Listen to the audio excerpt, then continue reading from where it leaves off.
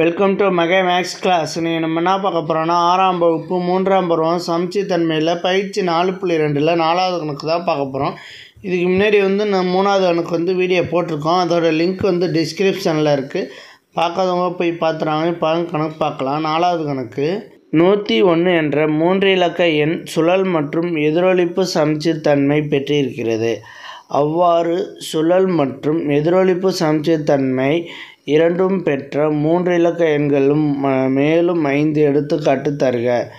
101 இருக்குல்ல, இந்த 101 சுழல் சமச்சீர்தன்மை பெற்றிருக்கு, அதே மாதிரி எதிரொலிப்பு தன்மையும் பெற்றிருக்கு அப்படின்னு சொல்லியிருக்காங்க கொஸ்டினில்.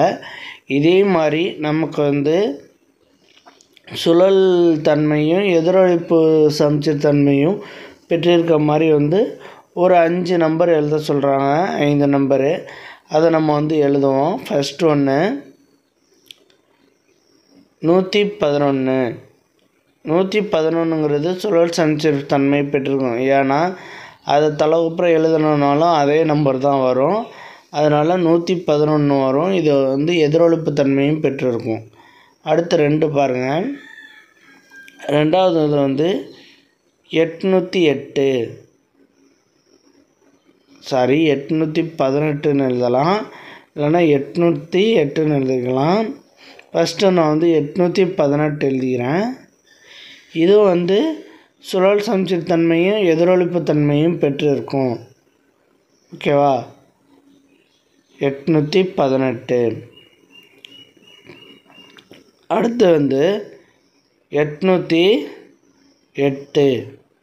808 இந்த சுழல் சமச்சீர்தன்மையும் எதிரொலிப்பு தன்மையும் பெற்றிருக்கும். 808. 808. அடுத்து பாருங்கள். அடுத்து 181.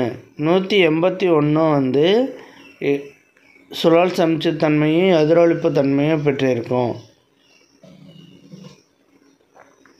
181 இது மாதிரி பெற்றிருக்கும். அடுத்து 5வது 888. 888 இதுவும் சுழல் சமச்சீர்தன்மையும் பெற்றிருக்கும், எதிரொலிப்பும் பெற்றிருக்கும். ஓகேவா? 5வது கணக்கு 888. 5வது எடுத்துக்காட்டு.